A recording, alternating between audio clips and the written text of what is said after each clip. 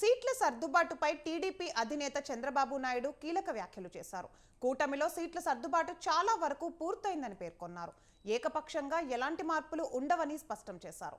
TDP, BJP, Janasena పార్టీలు ఉమ్మడిగా ఎన్నికలకు వెళ్తున్న నేపథ్యంలో పలు నియోజకవర్గాల్లో సీట్లు దక్కని నేతల నుంచి అసంతృప్తి వెలువడుతోంది. ఇటు టీడీపీలోనూ అటు జనసేనలోనూ ఇలాంటి వాతావరణమే కనిపిస్తోంది. సీట్లు కేటాయింపులు పూర్తయినా పలు చోట్ల అభ్యర్థులను మార్చాలని, తమ పార్టీకే సీటు ఇవ్వాలని నేతలు ఆందోళన చేస్తున్నారు. ఈ నేపథ్యంలో చంద్రబాబు వ్యాఖ్యలు ప్రాధాన్యతను సంతరించుకుంటున్నాయి. మాది ఎలక్షన్ సూపర్ 6 క్యాన్సిల్ చేసి ఇప్పుడు కొత్త మేనిఫెస్టో చేస్తున్నారు అని ఈనాడుది వీళ్ళు వేసేసారు.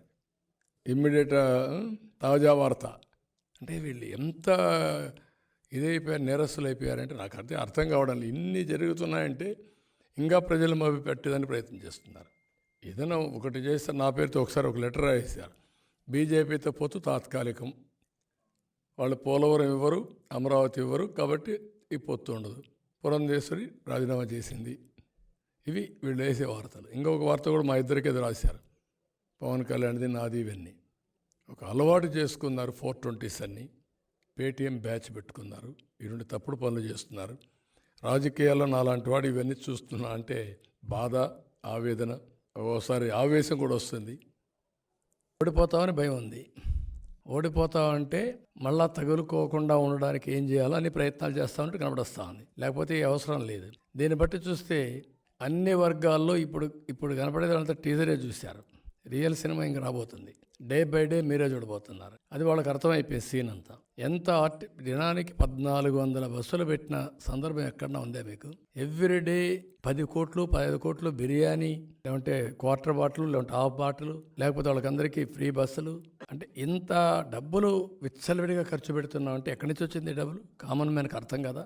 ఎక్కడి నుంచి వస్తుంది? నేను వ్యవసాయం చేసావా, వ్యాపారం చేసావా, ఎక్కడ సంపాదించావు డబ్బులు? సంపాదించి ఎక్కడ ఖర్చు పెడుతున్నావు?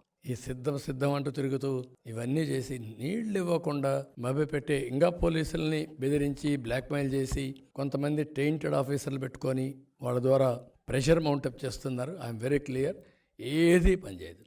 మీరే చూడబోతున్నారు రేపటి నుంచి.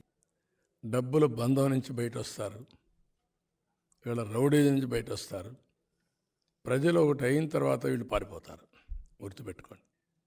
వీళ్ళ బుకాయింపులు, వీళ్ళ బెదిరింపులు, భయభ్రాంతులు చేయడం ఒక స్టేజ్ వరకే.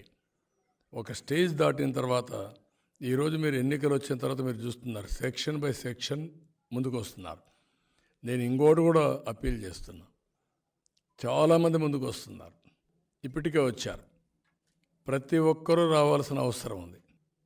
ప్రతి ఒక్క ఇంటి పైన కూడా ఈ కూటమి జెండాలు కట్టాల్సిన అవసరం ఉంది. మేము పిలిస్తే మీరు రావడం కాదు, వాలంటరీగా స్వచ్ఛందంగా మీరే వచ్చి మమ్మల్ని నడిపించాల్సిన బాధ్యత మీ మీద ఉంది. మీ భద్రత కోసరం, మీ భవిష్యత్తు కోసరం, మీ పిల్లల భవిష్యత్తు కోసరం, ఈ రాష్ట్ర భవిష్యత్తు కోసరం మేము చేసే పోరాటం. ఈ రాష్ట్రాన్ని కాపాడుకోవడంలో మీ యొక్క కాంట్రిబ్యూషన్ ఉండాలి. ఆ కాంట్రిబ్యూషన్ అనేది మీరు రాలేకపోతే ఆర్థికంగా చేస్తారా, వచ్చి ఆర్థికంగా హెల్ప్ చేస్తారా? ఒక నెల ఇక్కడే ఉండి ఈరోజు రాష్ట్రంలో నష్టపోని వర్గం అంటూ లేదు, నష్టపోని వ్యక్తి కూడా లేడు. నేను చూస్తే చాలా భయంకరంగా ఎవరైనా పాపం 10 రూపాయలు ఎప్పుడన్నా ఎలక్షన్లో ఇచ్చేవాళ్ళు కూడా ఈసారి ఇవ్వలేని స్థాయికి వెళ్ళిపోయారు. అంటే దానికి కారణం ఏంటంటే ఇతను చేసే దౌర్జన్యం, అరాచకాలు. రెండోది, ఈ రాష్ట్రంలో ఒకే ఒక వ్యక్తి బాగుపడ్డాడు. 5 కోట్ల మంది నష్టపోయారు.